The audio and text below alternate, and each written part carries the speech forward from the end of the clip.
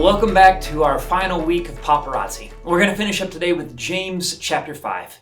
This chapter, it shows just how important it is to be patient and to pray and to be a part of spiritual community, especially whenever we're going through some of those hard times.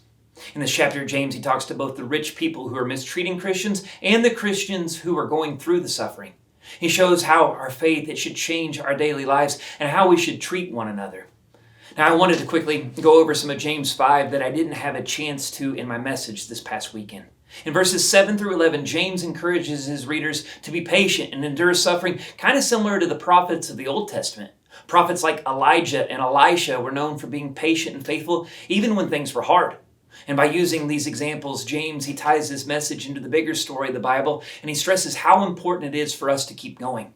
In verses 13 through 18, he talks about how important prayer is in the life of Christians. James tells his readers to pray when they're happy and when they're sad and to tell each other their sins. And he also talks about the story of Elijah, whose prayers brought not only drought, but also brought the rain. And this story about Elijah, it shows us that prayer is powerful and that as Christians, we can make a difference through our prayers.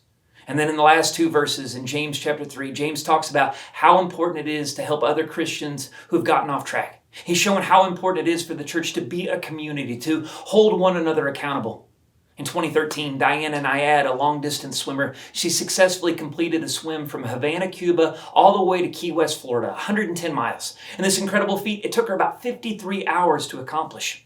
But what makes her story even more remarkable is she was 64 years at the time. She had attempted this swim 4 times previously, but each time she would face a setback, either dangerous weather or strong currents, even jellyfish stings. Her story shows us incredible endurance and patience and determination. Instead of her giving up after her first, second, third, or even fourth attempt, she continued to persevere until she finally reached her goal on the 5th time. She shows us the power of persistence even whenever odds seem insurmountable. Now quickly, let's recap the sermon from this past weekend. We talked about 4 different ways that we can endure hardships and trials. The first is lighten your load.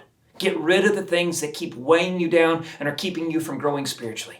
Second, focus on that finish line. Be patient. Keep a positive attitude. Stay determined. Always tell the truth.